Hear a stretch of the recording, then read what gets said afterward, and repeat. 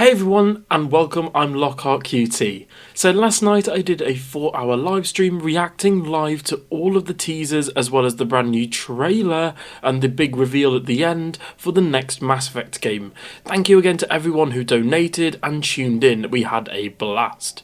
We got a 35-second in-engine teaser trailer showing off a brand new character, also we think, in a brand new interior space walking out of the building, alongside a brand new poster artwork as well as a BioWare blog post. And we got obviously this brand new artwork in high res showing off the brand new character in all of its glory. But there is something off here. You see, we had to decode binary messages that led us to website URLs that gave us something interesting in terms of messages and encryptions. But I'm here today to discuss if all of the evidence provided so far from N7 Days of the past as well as N7 Day 2023 to discuss if this new character could be our beloved Commander Shepard, Scott or Sarah Ryder, or a brand new protagonist. So let's get right into it.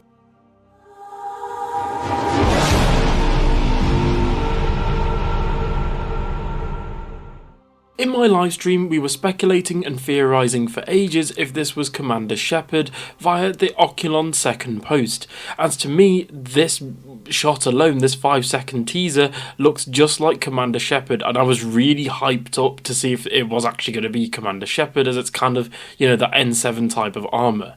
But a wrench was thrown into the works here, with this character's face being obscured via a new helmet in the last post, which was obviously the full trailer, the whole 35 seconds of it. So let's look at all the evidence so far and see what we've got here. Firstly, we got some interesting tidbits in a brand new blog post via EA and BioWare, which could hint at a few things. Here's the article snippet in question in full. That process is equal parts rewarding and challenging.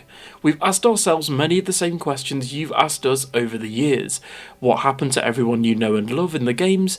Who really died? Who had kids with whom? What does a baby Volus sound like? What about all the galaxies, plural?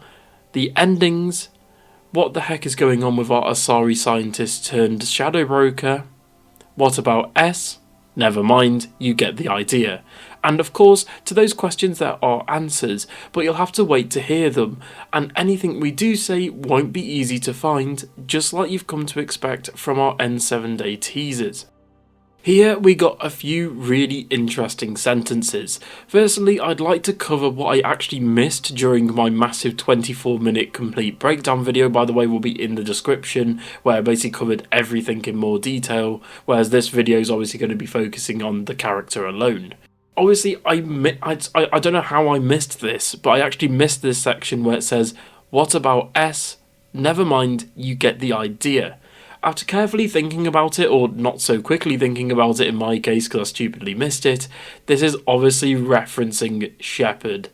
Again, it can't really be anything else. BioWare know the significance of this, and it's got to be Commander Shepard. After all, after Mass Effect 3's after credits scene in the Perfect Destroy ending, fans have been eager to know what happened to Shepard, but also the crew of the Normandy SR2. After all, it does start off with this bit. What happened to everyone you knew and love in the games? Who really died? And who had kids with whom? So straight away, yes, BioWare, we are curious to see what happened to our crew from the original games. The who really died bit could again be referring to Commander Shepard, or maybe some other characters that we saw die in the original trilogy such as Thane, or many of the ones who optionally died throughout Mass Effect 1, 2 and 3. Again, we don't know, but I think this is more referring to Commander Shepard. The bit that mentioned who has kids with whom could be referring to the fact that certain characters, if they survived Mass Effect 3, could have had kids together. For example, depending on your choices, not only do you have your romanceable option, but you have side characters that actually end up together. For example, if you don't romance them in any way, shape or form, Garrus and Tali can end up together, or Vega and Ashley Williams can end up together, etc, etc. BioWare then goes on to say, and of course to those questions there are answers, but you'll have to wait to hear them, meaning that we'll eventually get answers to these questions in some way, shape or form, and again if they're teasing Shepard here, we'll definitely get an answer at some point. Next up is the actual video teaser trailer we got showing off the brand new character, or the character in general. Now straight away we can see that this indeed is a character wearing some kind of N7 garb and armour underneath it, a sort of N7 trench coat with light armour underneath it. But like I said in my complete breakdown video, this armour set seems to be a brand new armour set that is not only futuristic, modern, sleek and minimal, it is completely new to the Mass Effect universe from what we've seen so far. And with all that being said and done, that can really hint at this taking place in the far future, perhaps during Andromeda's timeline, as when we were encrypting the files and being taken to different URLs via the binary codes for these video snippets during the hunt for the actual full video, we got messages such as Andromeda distress signal detected, as well as the Oculon 2819 Defiance. And it seems as though throughout this entire process we were encrypting files specifically from Andromeda. Now this is relevant as Mass Effect 3's ending takes place in 2186, with Mass Effect 2 taking place in 2185. In 2185, the Arks then left for Andromeda with the Andromeda Initiative, meaning that the Arks arrive in Andromeda around, are you ready for this, 634 years later, confirmed in-game as 2819, as in 2819, the year, meaning that this distress signal could be perhaps the Ark's power supply failing, which we see in Andromeda's story, or something new such as the Quarian Ark, or a brand new unknown threat to Ryder and gang in Andromeda. In terms of Commander Shepard though, as much as I think Shepard is strong and resilient, I don't think Shepard can survive a 600-year, 700-year time skip. Surely as a human, they'd just die of old age. Whereas some Krogan and Asari characters might return, such as Liara. Obviously, we know Liara's returning, due to them being able to live that long. Two really good candidates for this are either Grunt and Liara, maybe other Asari characters as well. In terms of N7 characters as well, I've gone through sort of the entire lore, and from what I can see in all 4 games, we only actually meet in-game the following N7 operatives: Commander John or Jane Shepard, Alec Ryder, who is deceased as of Mass Effect Andromeda, Anderson, who is retired and deceased as of Mass Effect 3, alongside Kai Leng, who was actually an N7 operative who was dishonourably discharged, who is obviously deceased, thank God. Lee Riley, who is an N7 engineer who leads a team to reactivate and defend fuel reactors on Cyclone, which is a sort of side mission you can do in Mass Effect.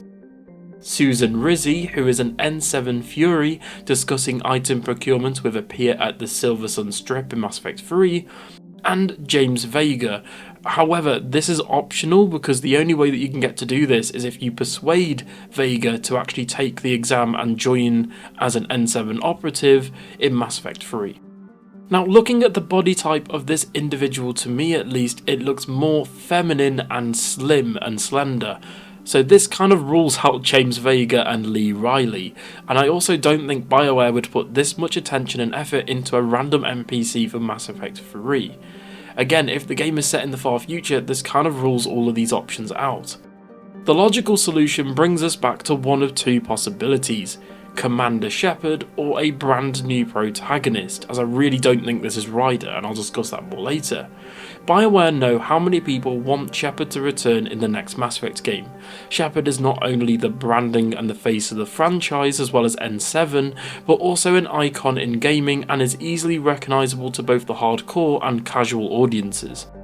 But the only 2 things that really go against this being that Shepard are, the actual date potentially being 2819, which would mean Shepard is long gone at this point, unless Shepard is kept in cryostasis or something similar, or if BioWare kind of want to ruin things and go the time travel route. But if we actually look at the endings, these could be another indication that actually go against Commander Shepard returning. In Mass Effect 3, we have a different fate for Shepard depending on which ending is selected in the game, in the actual playthrough itself. You have Control, Synthesis, Destroy, Refusal, and Perfect Destroy via getting a high enough war asset score in Mass Effect 3's playthrough via the actual war table. In all endings, Shepard's fate is grim, with death or synthesis seemingly being inevitable. But in the after credits scene from the Perfect Destroy ending, which is quote unquote the hardest ending to get other than Refusal, we cut to Shepard in rubble, essentially surviving the Reaper War and drawing breath.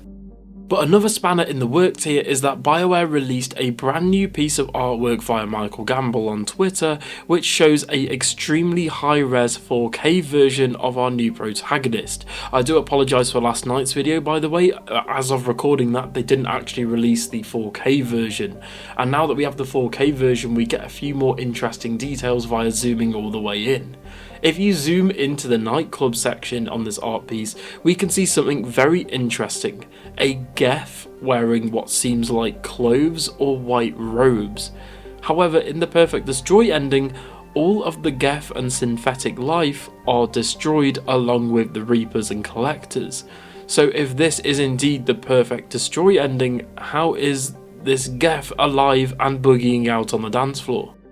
Another potential bit of evidence is that way back in 2021, BioWare released this poster for N7 Day 2021, also showing a Geth-shaped crater with a crew walking towards essentially the crater covered and scattered with dead Geth corpses everywhere.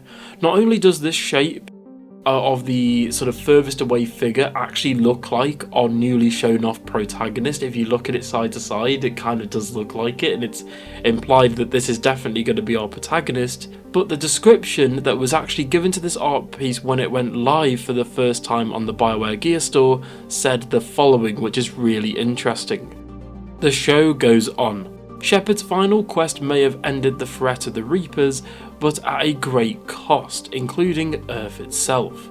While Shepard and the survivors are left to pick up the pieces, fans are left wondering what's next. So firstly, obviously we're wondering what's next. We've been wondering what's next for the longest time. But at the time, according to BioWare, this was just a mistake by somebody who was working on the website on the BioWare Gear Store, and according to BioWare in a statement, this was just a mistake and it's nothing more, and it's not really meant to be seen as anything more. And this was actually quickly changed at the time to something else a bit more vague regarding the next Mass Effect game. But was this a mistake, or was this a sort of look into Mass Effect 4 or Mass Effect 5's plot before we even knew? Now, the only thing that goes against this is the fact that back in 2021, I don't even think the game was in pre-production at that point. I think it was, but again, the game was I don't think it was far enough along. But then again, if they're releasing CGI trailers and posters, they should have really have at least had a clear understanding of, where they wanted to take the plot as well as potentially the main character. In summary though, we currently don't know who this is. In my personal opinion, I think it isn't Commander Shepard, and it definitely isn't Scott or Sarah Ryder. Ryder during Andromeda isn't even an N7 after all, unless we hear about some off-screen development where Ryder, during the events of essentially what happens in Andromeda after that, with all their success, becomes a N7 operative like their father.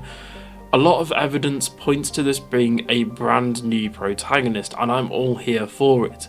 But with the popularity of Commander Shepard, I would be shocked and surprised indeed if they didn't return at all, or at least aren't even mentioned in the brand new game, because, just like Mike Gamble himself said in the N7 Day 2023 post, and of course, to those questions there are answers, but you'll have to wait to hear them.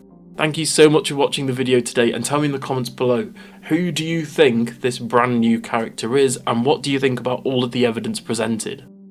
Thank you so much for watching, and for more Mass Effect content regarding the next Mass Effect game, and Dragon Age and BioWare and gaming and all that good stuff, don't forget to like, share and subscribe, and I'll see you guys in the next one. Bye!